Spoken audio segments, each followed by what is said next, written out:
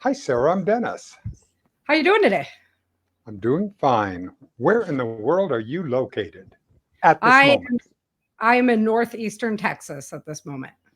Ah, the Caddo Lake region. Right above Tyler, Okay, Texas. good. Yeah, all right. I'm familiar with that. Where are you at? We're in Pflugerville, which is just the little hat that sits on top of Austin. Okay, so you're It's not far. just right there. It's a little city right there. So, yeah, You're not far. All nope. right, Texas to Texas. How about that? Oh, and Sarah, in this, your this isn't an interview, this is a conversation. So it's like two people getting a chance to get to know each other. Love So it. we're so if you have an idea that you want to take the conversation in a certain way or you want to ask a question, I want you just to jump in there and say so. Okay, sounds awesome. Okay? I like candid Yeah, moments. let's do Anyway. that. Yeah, Let's yeah, do that. I love that. Well, Sarah, welcome to Reasonably Spontaneous Conversation. I'm so glad that you're here today. I was looking over your website and everything at Changing Earth, and you are quite the entrepreneur. Is entrepreneur in your genes? I mean, you started out as a writer and then got into entrepreneurship, or how did that work? Yeah, that pretty much got me into it. I did take business classes for business in college, so I graduated with a bachelor's there, and I was always going to run my husband's own business, and he Yes. didn't want to do that. So, in school, I started writing like you.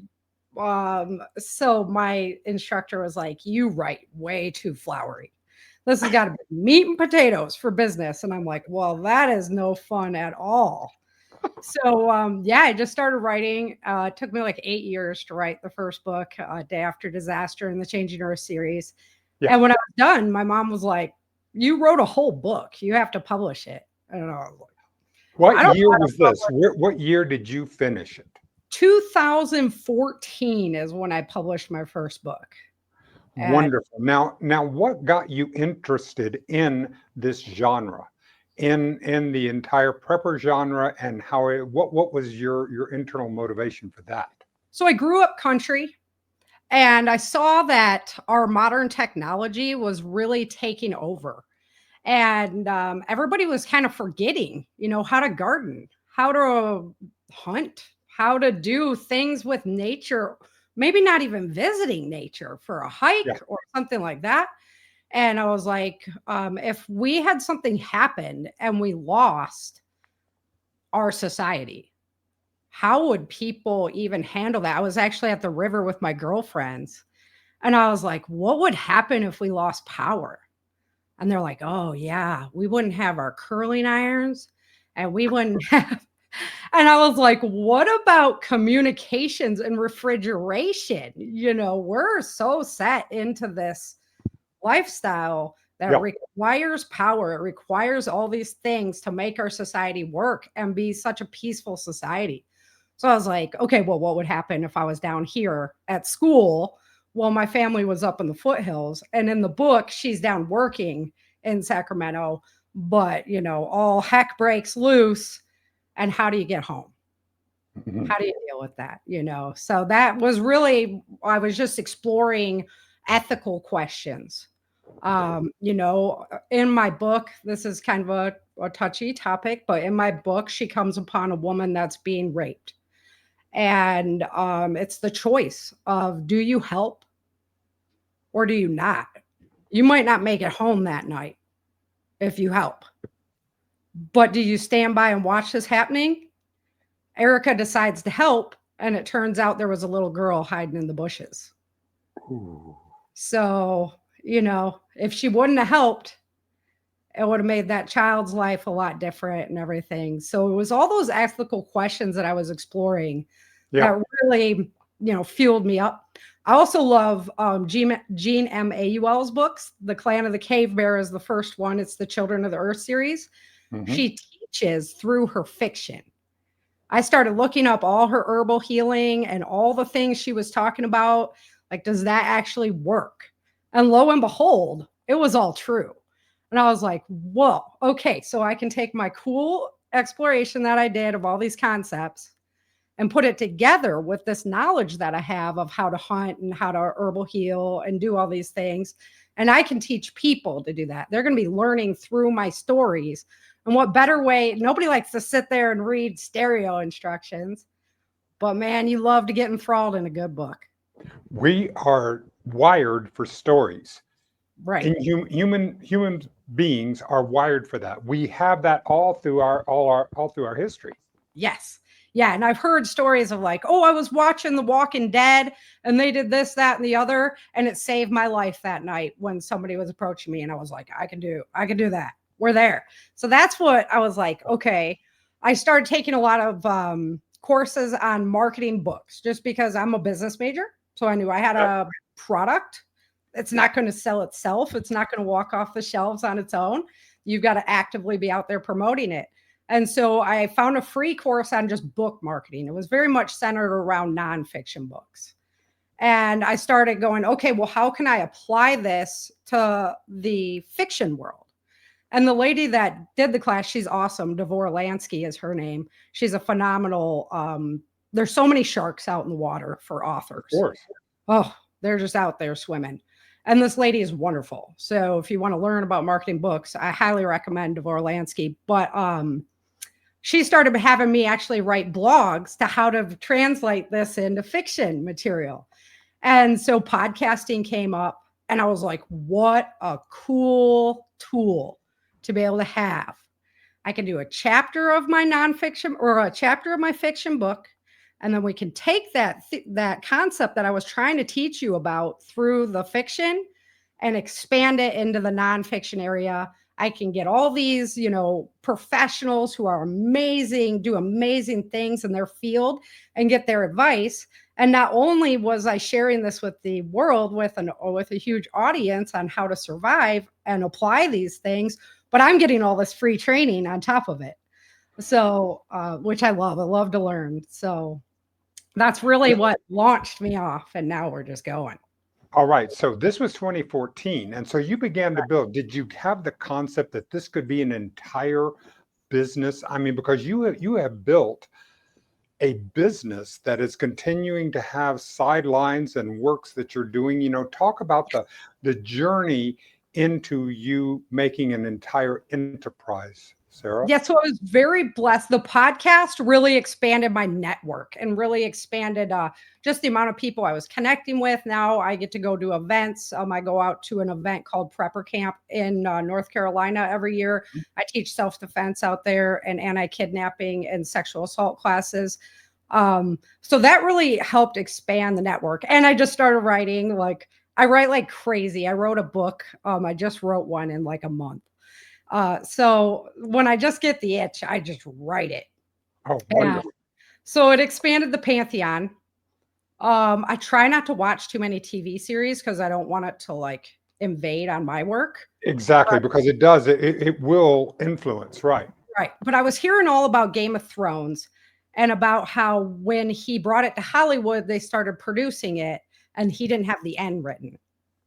And I was like, uh-oh. I want to bring this to Hollywood. This is going to be a dynasty. One day we're all going to be sitting watching the Changing Earth series, but I wanted to make sure it had an end on it. So, it's an 8-book novel series now, the main core material. But then we also have this just rugged bounty hunter that came into the story about book 5. I was researching a lot of Tim Ballard's work with taking kids out of slavery and how many people are in slavery these days, and knew I could use my podcast as a launching mechanism to have this conversation because people weren't having the conversation enough about how much slavery really exists in our world still and these horrible things that are happening. So I was like, I can use my podcast to help spread this word. And I wrote it into my book. So that's where he came along and he has his origin story. And then we turned it into an audio drama because I had the network to be able to do the voices, right? It was pre-AI, right? So you need real people to do real voices and they still do. And we're working on season 5 right now. But I just launched it on its own YouTube channel. That's at Changing Earth. Good. We'll put it on a link on that. Yes. Wonderful. So are you thinking about that perhaps you would even do your own producing? Because now that we're talking about AI and the very sophistication about how it can do it, there's a possibility that you could actually be the producer. If I went animation, I would either way, I definitely want to be involved in the production, to be able to be that creative because it's a big world. I know you just have to ask me about it. And I, like Yeah. give you the scenario. So that's a whole network of Right. What we're talking about is the entire. So this has now become, instead of you marketing your husband's business, you have become the business center of this activity. So right. here you are in 2025. What are you looking at as far as in your windshield? What are the things that are interesting you, exciting you, the ways that you're going about? So I'm still very much involved. I'd love to be able to expand my teaching. I'd love to be able to go and teach more people self-defense and the anti-kidnapping, be able to have the time to get into lower income areas where I don't have to worry about getting paid to do a class, and really be able to share that because those are the most at-risk people. And so I'm trying to build the business to give me the free time to be able to go and do things like that. Also, there's whole areas in cities that are just these food deserts where people don't get access to fresh veggies and they can't experience garden experiences and things like that. So I'd love to be able to shift my momentum into that area as well. But I'm still working 40 hours a week. I train every morning and I still do MMA classes, a couple nights a week. We have our own little homestead plus my family, so there's almost only so much time in the day. So if I could shift into production of the TV series and whatnot, it would free me up the time to be able to go and explore those other things that I want to do as far as traveling and being able to help people that way. You have such a are there metaphors for the prepper and the disaster that we can use before it happens, such as connecting with people and being able to support one another, the things that we can take out of your work? I love that. I always say, because everybody's like, "Oh, you're a prepper. Why do you talk about it?"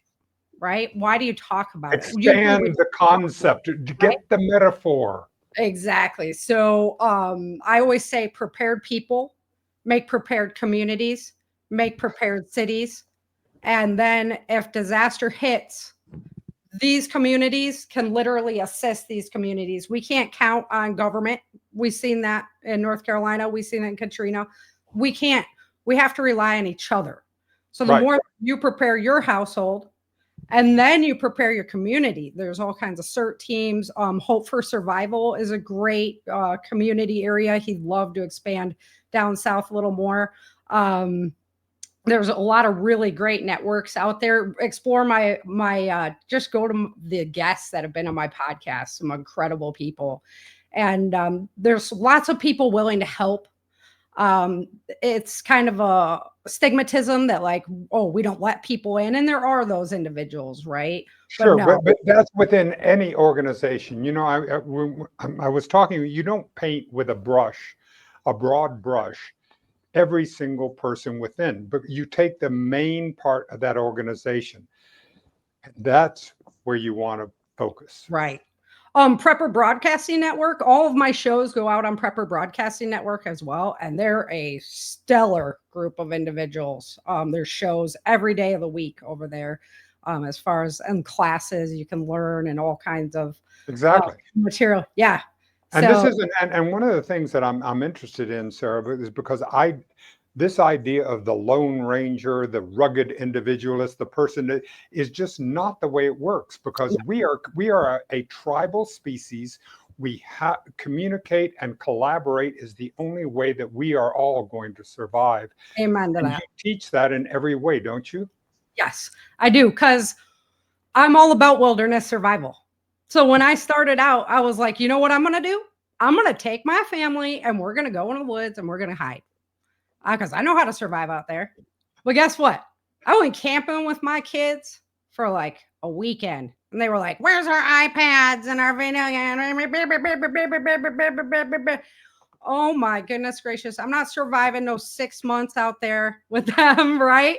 That's when it was like, no, this can't happen. The other thing, if you think about it, like breaking it down for any of the military people or whatever, brass tacks, right? Sure. You have to grow food and you have to have security and you have to do certain things. So in the military, they use a group of 13. That's pretty much the bare minimum. You can't grow food and guard at the same time. You have to have a bigger network of people to be able to back each other up, to be able to be there for each other. The larger you can make that group, the better. Because there's a guy, his name is Selko, and he's from Bosnia. And he's like, so he teaches a lot of survival and whatnot. And he was talking about, what do you do when there's 250 people on your lawn? What do you do? Yeah. You do whatever they want.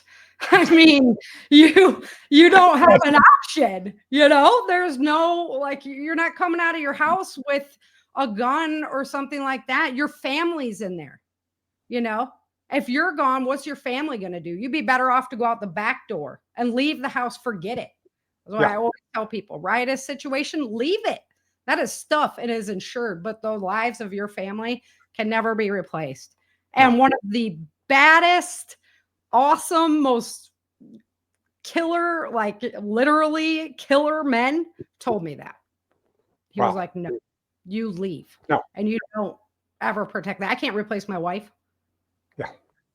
No, you can't. I mean, that's the whole thing. I mean, you've got to be able to do that. So it is a global community. I love that. Great takeaway there. Exactly. And that's where the global, because we are all on this together.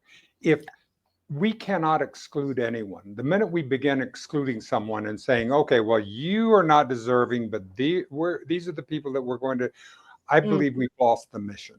Yes, I agree. There's a really great book called Absolute Anarchy. It's by Johnny Jacks. And it is from a Christian point of view. So, I mean, but it is phenomenal as far as what do you do with refugees? Yeah. What do you do if somebody comes walking up? I mean, you don't want to take them directly to your stash and be like, oh, here you go. Right. So he talks about having staging areas at schools, things like that, to where supplies can be brought there. People feel more comfortable with that. They feel comfortable with sharing because, and there's still all kinds of questions of what goes on through human minds.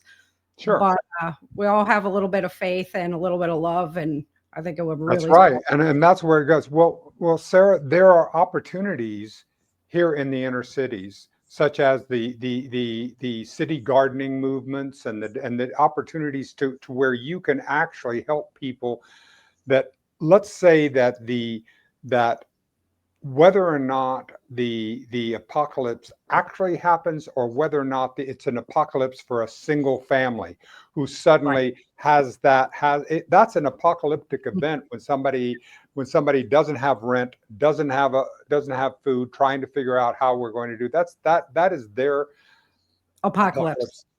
Yeah. And that's where the community comes in on how, and that's one of the things I love about what you're talking about, is that we must be connected, because if we're not connected to one another, if I don't know who my neighbor is and what we're going on, we're going to have some challenges, and it's going to end up separating us. I mean, I go into a waiting room and I see everyone on their phone, and I'm going, this isn't connecting. I'm not making eye contact. I'm not making heart. That small little chit chat.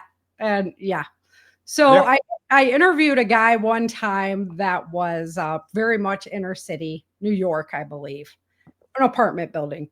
Sure. And I was like, how about the idea of everybody pays a little bit more rent, and one floor of the apartment building is all aquaponics. So like you can have fish there, you could be growing everything you need right there. One floor of the apartment building. You guys are all set, right? He's like, that's an awesome idea. Except my neighbors are all whack. Well, this is the thing. Everyone is whack until we get to know them, and Yes. until we get past that veneer. Because once we get past the veneer, we're all human. Right. And social media is, the computer technology is really challenging us because it gives us that we have a greater choice in what, you know, people we associate with, right? Yes. So Right. you We can don't have separate us into little tiny and to. into separate, and it makes us forget a Yes. commonality. Yes. You don't have to be like, well, we're going to have to get along with them because they're our neighbor, you know? Oh, well, Exactly. we never see them. So what does it matter? Well, It that's is. one of the reasons why.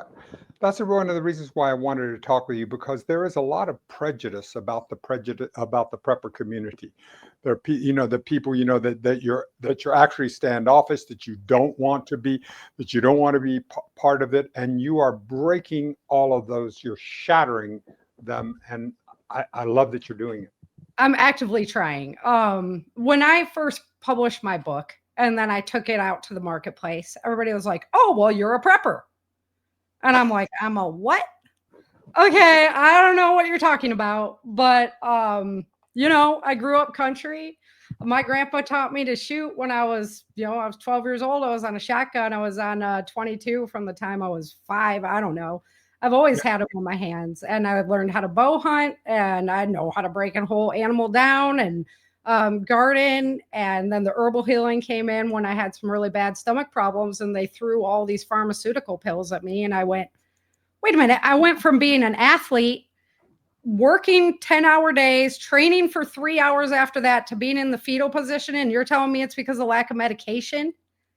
And when one of my doctors looked at me and said, well, you're a female, you're just a hypochondriac. I was like, buddy, I play ice hockey. I rip it up, martial. I'm ready to knock your teeth out, is what I'm ready to do.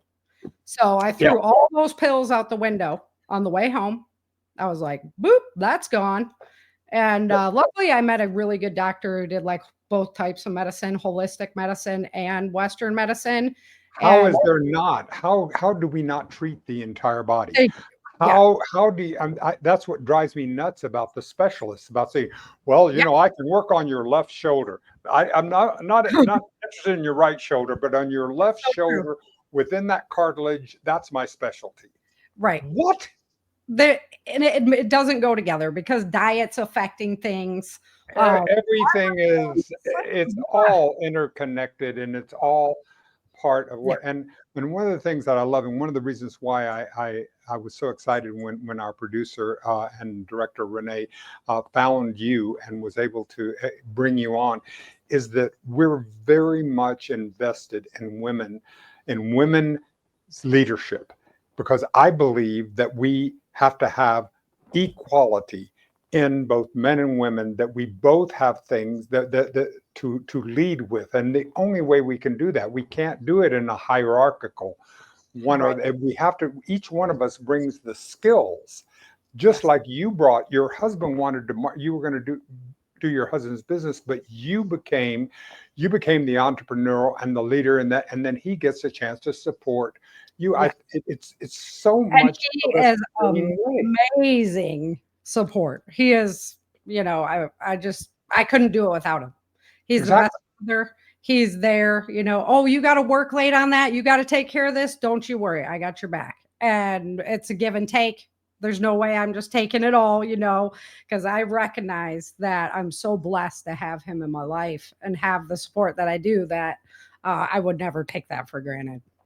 That's wonderful. Well, what have we not talked about that's on your mind or on your heart today? Think Well, about definitely the audio drama. Got to get over there and check that out. It's a it. lot of fun. Ooh. And Did yeah. you enjoy doing that? Because the audio drama, Oh, there, long before television, there was this thing called radio, yes. and in radio they had these wonderful dramas, and it was called the theater of the mind. And Yes. so investing in that is a very big. So you're getting a chance to produce and direct in the same way that you would do if you were doing television. Yes. Yes, I am. Because I've come a long way as far as like telling the performers what I want out of them and things like that, right? Where it was like, okay, well, I didn't really want you to say it that way. Or can you give me three, So I literally have everybody gets their own lines. They don't even record together in the same area. They get their lines, they record them, and then I take each piece of audio and stitch it all together so it sounds like they're having a conversation. And then all the sounds of what they're doing have to go into the background. And So then, you put in sound effects and you do all that. That is yep, huge. yes, it's about 2 hours of work for every minute that you listen to. So, do I love doing it? Yes, I do. Otherwise, I would not be doing it. But it's so creative. And it's like being a conductor, And then I found the music. And the music just brings, the tone of what's going on and puts in that little nuance that you need. So yeah, I absolutely love doing it. And it is a gritty show. It's apocalypse. You're gonna learn, but your mind is also going to be challenged. My bad guy, TJ Swenson, will put you to the test. And there's a reason that I made him the way I did, because people have to understand those people are out there. They exist. They are waiting for the moment when there is not law enforcement. They are waiting for the moment when our sheepdogs are too tired to protect us anymore. And when that moment comes, God forbid it ever does, but you need to know those people exist. They are just rock solid evil, And he has his story. He was human trafficked as well when he was Yes. young. I have found that. I've found that in my story that every person who goes into that super dark place has things that happened to them that went through them that twisted it into that place. And my heart, I'm I want them not, like, for example, I don't I'm against the death penalty by the state, because I don't believe that the state should have the option to take a life. Yes, put someone away, maximum security, never see the light of day. Right. That's a reasonable option.